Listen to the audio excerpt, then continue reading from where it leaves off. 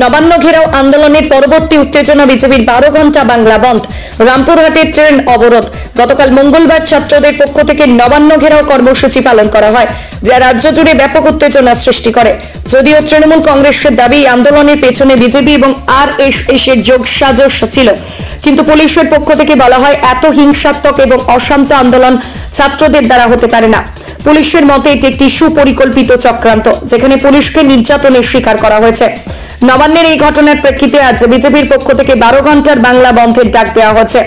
বন্ধের সমর্থনে বিজেপির কর্মী সমর্থকরা আজ বীরভূমের রামপুরহাট শহরে রামপুরহাট রেল স্টেশনে গিয়ে বর্তমান লোকাল ট্রেনের সামনে দাঁড়িয়ে অবরোধ শুরু করেন।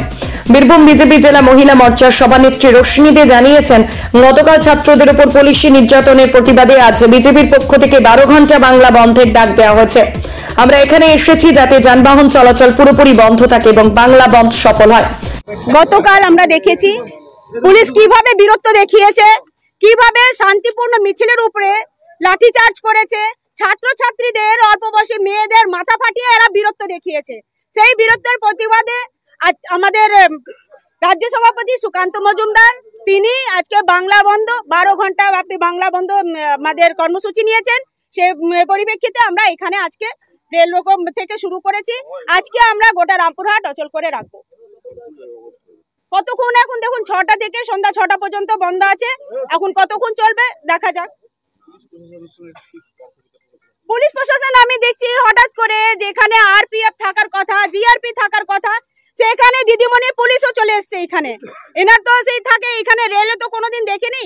আজকে আমাদের বন্ধ আটকাতে পুলিশ মন্ত্রী এখন পাঠিয়ে দিয়েছেন, এনাদের নিজের সীমানা ছাড়িয়ে আজকে স্টেশনে পৌঁছে গিয়েছেন। রামপুরহাটের ট্রেন অবরোধের ফলে সাধারণ মানুষের দৈনন্দিন জীবনে ব্যাপক প্রভাব পড়েছে।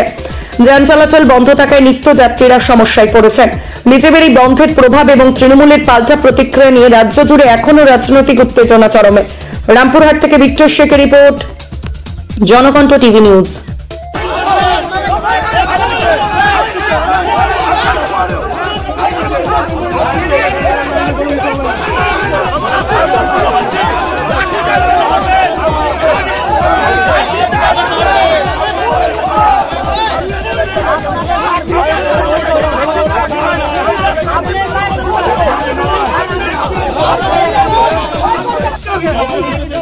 Hey!